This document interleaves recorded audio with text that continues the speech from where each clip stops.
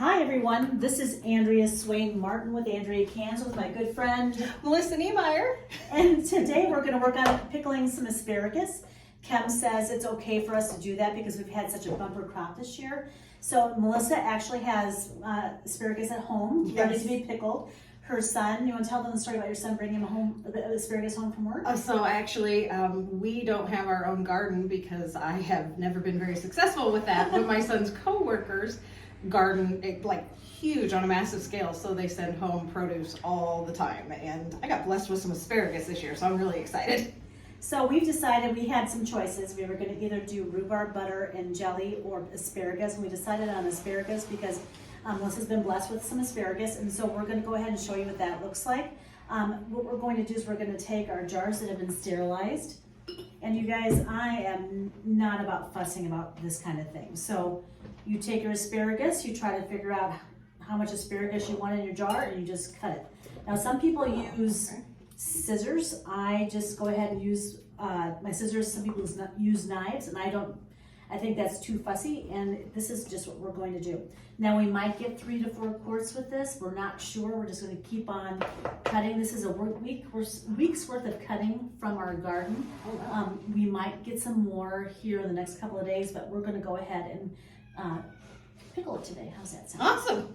So we're going to just cut our asparagus accordingly, like this, and throw them into our jars. Not too tough at all. Now, Kim actually went outside and threw down some salt into our asparagus patch. What does that do? That helps keep the weeds away, and somehow the asparagus really loves to have the salt. It helps it grow. Okay, good to know. I didn't know it either until I moved here. So it's all good, and we're just going to keep stuffing our asparagus into the jars, and we'll come back to you in just a few minutes and let you see what that looks like. Yep. We'll talk to you later. Bye. Hi you guys, so I'm back with Melissa, and she thinks we're going to get about 3 quarts of asparagus today, which is great. I want to let you know, when you want to save asparagus, I always put asparagus in a container like this filled with cool water and salt. And salt will help preserve it until you get ready to use it or can it, whatever that looks like. And don't fuss about the amount of salt. You just throw some salt in there, whether it be table or kosher. My preference is kosher because kosher does a really good job with preserving things. Okay. And you make sure it's just nicely stirred up, and you throw your asparagus in. And so every day for the last week, Kim's gone out and picked asparagus for us, and we preserved it that way. And also, if there happens to be any little critters in your asparagus, the salt will kill the critters. And you can see there's no critters here, but you can see where there has been, where the asparagus actually needed to be soaked. So anyway, we'll be back to you in a minute. We're going to tell you how to make brine for not only pickling asparagus, but any kind of dill pickle you want to do. Now, dill pickles and sweet pickles are 2 completely different brines, but today we're going to do dill pickle brine, and I'm going to show you what that looks like. So we'll be back to you in just a minute, won't we? Yep. Bye. Hi, you guys. So we're back. Now I'm going to show you how to make your typical brine. Now this brine works great for me, and you might have a different way of doing your brine, but this is how I do my brine, just because it's simple, it's easy. I don't go around and hammering garlic cloves all day long to make sure I have it. I have found a great way, especially during the pandemic when I couldn't get garlic cloves, and I certainly can't grow them here. I have found that minced garlic works just as well. So what we have here, we're going to add 3 tablespoons of minced garlic to our brine. And it can be any minced garlic. It doesn't make any difference. Do you want heaping? Heaping. That's what I thought. Yes, sister. Add heaping. There you go. 1. Very good. 2. 3. And the reason why we add the garlic, it's actually for the dill pickle recipe. I always add garlic to my dill pickle recipe. I quit worrying about having cloves of garlic during the pandemic, and we just went to minced. It works just as well. Then also I add just about a 1/4 cup of dried dill. I can't grow dill here either to save my life, so getting dried dill on sale is a great thing to have on hand, and I always vacuum seal my dried dill so that I have it later. So that's a good idea yeah, too. Okay. So 1/4 cup of dried dill. There you go. And then next thing we're going to do is we're going to add 1/2 cup of pickling salt. And some people add a whole cup of pickling salt, but I think that might be too much. It can be really yeah. salt with the vinegar and everything else that goes into this brine recipe. It's gonna pickle just fine. Half a cup is perfect, so we're gonna add a half a cup of pickling brine. I like Mrs. Wages or whatever I can get on sale, and Morton's also has a pickling salt. So you guys do whatever you have to do to get your pickling salt, but I like Mrs. Wages, and if I can get it on sale, I'll do that. Usually in the fall after pickling season's After done. canning Yeah, season winds absolutely. down, yep. The next thing we're gonna do is we're gonna add 8 cups of water. There we go, that's in there. Just throw it in there. Oh, don't you worry about Do that. it that way. It's just water. I know. I just can never pour to save my It life. happens. And then the last thing we're gonna do is we're gonna add 4 cups of vinegar. Let's try this way. That one won't fit into the Yeah, pot. there we go. And the reason why I use stainless steel is because aluminum and other kinds of pans will leach into your pickling products. Aluminum works really well for me, and I think that everybody should have an aluminum pan. It doesn't have to be huge. Stainless. Oh, excuse me, stainless pan. That's all right. I do the same thing. Stainless pan. It doesn't have to be huge. I have a big stainless pan that I also pickle in or can into. If I have a big Yeah, that's batch. what I have is a big one. Big guy. So I have several sizes of this, and my husband's Aunt Pat gave us a couple extra okay. stainless steels. So we've got those ready to go. Something else about salt, you don't want to use table salt because it's got iodine in it. I mean, kosher salt will work also, as well as your pickling salts, everything like that works great, but don't use table salt because of the iodine in there. So our next step is we're going to take this pot of goodness and we'll fire her up, and we'll show you what it looks like when it's finished. And all you have to do is just cook this, boil this until it actually has a rolling boil on it, and then we're gonna add it to the asparagus. That's how easy pickling can be for you. Doesn't have to be complicated, doesn't have to be... I can do this. Yeah, we can do this, yes we can. So we'll be back to you in just a few minutes. Talk to you soon. See you soon. Bye. Okay, everybody. There with the vinegar. Once again. We're back. So we just boiled off the brine, Mhm. and it smells like a big old pickle in here, doesn't It's it? really good. It does smell good. So now Melissa's going to fill our jars up. And we figure we get about 3 quarts, didn't we? Yeah. So now, tell me why I shouldn't be super afraid of the fact that this is room temperature and I'm putting the boiling liquid in the glass, because again, the thermal shock, the breaking, these are the things I'm afraid of to try. That's a good question. So the vegetables are room temperature. I wouldn't worry about that one bit. We're adding hot water or hot liquid to the jars, and once we get it out to the cannery, out to the pot, which already has hot water in it, we don't have to worry because this liquid will heat up the asparagus so that it is warm, so hot. You don't have to worry about that. And that's a good, very good question.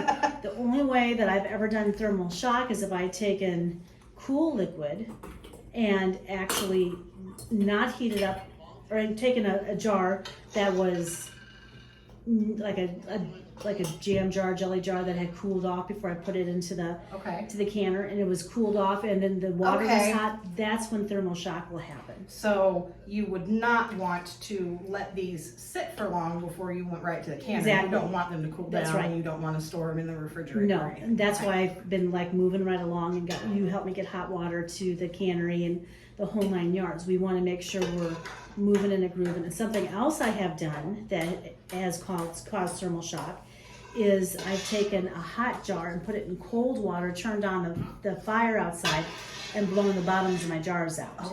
So that does happen too. So you want to make sure if you are going to hot water bath anything, make sure the liquid inside of your jars are as hot as the actual pot. Make sure your pot is warm and ready to go, just like we just did.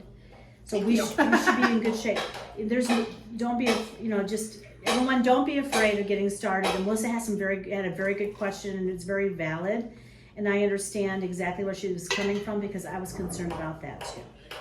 Well, and the whole, me getting involved is because you have decided that, you can do this. And well, if you can, I can.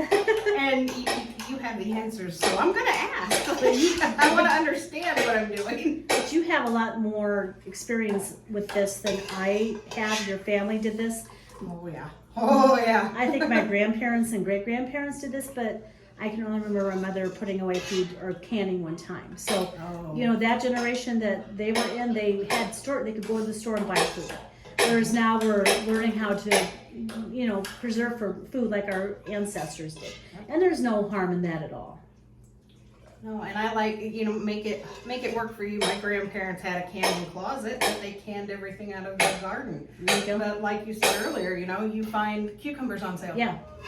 You know, it doesn't have to be your fresh garden produce. No. It can just be stuff you bought on sale somewhere. And then Stuff- preserve it. Exactly. That's exactly. And I encourage everybody out there to, you know, look at your sales and deals and different things at stores to see what you can find on sale and preserve that and put that away.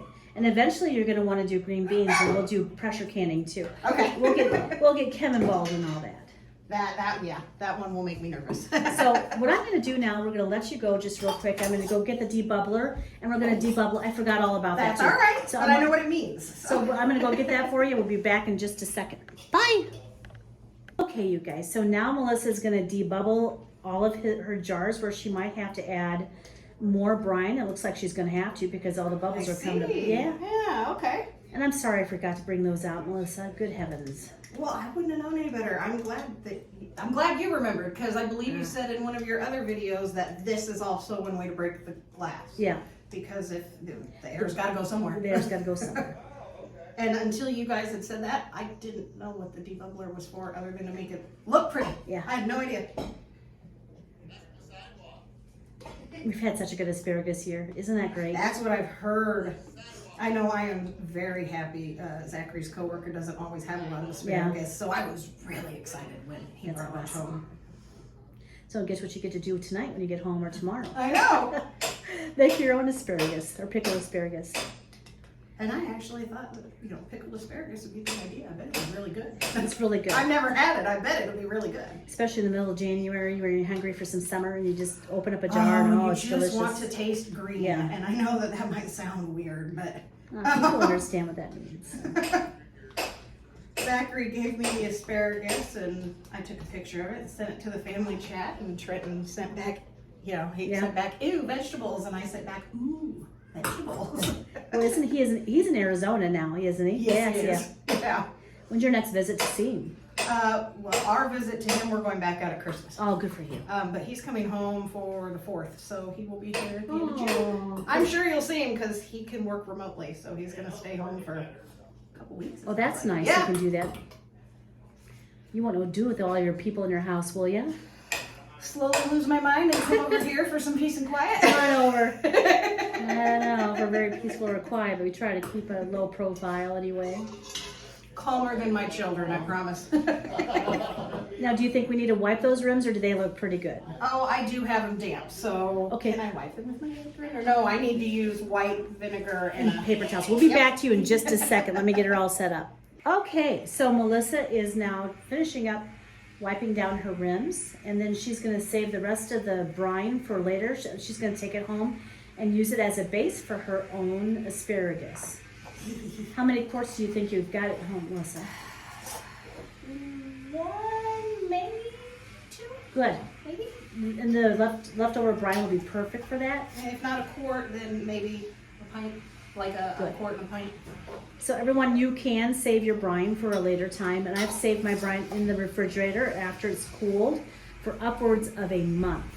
Oh, good to know. Yeah, it works just fine, and I'm always pickling something in the summer, so I guess it's a month, but I think brine's just fine. All it is vinegar, salt, dill, and garlic. So And well, you don't hang on to it long in the summer because you're no, busy anyhow. I'm busy, always canning You're always something. using it. Want me to come over there and hold that for you while you pour? I got it now. Okay, I'll let you be. I just have Old to Mother think Hen about over it. here, cock-a-doodle, or chick, chick, chick, chick, chick, or whatever you want to say. And that'll be perfect for when you take it home. Yeah, we may transfer this to a smaller jar. So why don't Oh, well, okay, you don't take one of your big ones just, either. oh, I have tons of them. So you take that Oh, with you you. have tons of big ones. Well, that's how we do apple cider vinegar and all those kinds of things Okay, in the big jars. So we have plenty. Now, guys, Melissa wanted me to tell you about what's going on outside. Melissa brought her handsome husband John and her son Zach over here to help us take down our old deck. Kim's going to plant an apple tree for me next year, so I'm really excited about that. So what you hear is, or the gentlemen are pulling down the old deck, and we're going to harvest that wood to put on our front porch. Our front porch needs to be replaced. So that's what's going on here today. I'm so thankful for their big, strong help. Yeah, sorry about the noise, but it got a little warm in here, so we opened the door. I'm like, oh my word, I think I'm going through menopause again. Oh, it's bad enough now. I know, right? Oh, That's a lot of brine you'll be able to save. So look at that. cool beans, sister. And I got you a lid and a ring right there. So I don't know if you want to put it on or if you want to wait. Go ahead and do it now. I don't have to clean it because I'm not canning No. that. Look at that. That's awesome About, sauce. about a quart, a little over. Ready to go. All right, folks, we're gonna translate or transfer this outside to the outside canner, and we'll show you what that looks like. Although you all know what it looks like outside canning. So we'll talk to you in a few minutes. See you soon. Bye. Alrighty. We have our quarts out. They're making faces behind the I'm camera. sure the men are working. So We have our quarts in our outdoor canning rig here, and once the water gets to boiling, we will boil for 25 to 30 minutes, and then we'll be done. We'll have pickles. We'll have pickled asparagus. pickled asparagus. Yes, ma'am. Awesome. All right, we'll talk to y'all in a few minutes. Yep. Bye. Bye. Hi, you guys. So Melissa's gonna pull the asparagus out of the Wow. the canner, and it is good and it looks beautiful. It's boiling within, and I'm so pleased that it's turning out good. We got 3 quarts today, and I think it's going to turn out great. Now Melissa's going to be able to take the brine we made earlier home to can her asparagus. That cooked right in there. It shrunk up and everything. Yeah, absolutely. That's the way it's supposed to be. Okay. That'd be beautiful. So I wondered. That's really neat. good job, Melissa. So this is Andrea Swain Martin with Andrea Cans with my good friend Melissa. She is a reoccurring guest on the show, so we're glad to have her. And thank you for going out and liking and subscribing to our channel. I know we're a small little channel, but our purpose is to teach others how to put away food and all that kind of good stuff. And I encourage you to just to get started on canning and putting things away, pickling. Just get started. So This is proof anybody can do it. you're not just anybody. You're my friend Melissa. Well, I'll talk to y'all later. Have a good day. Bye, guys. Bye.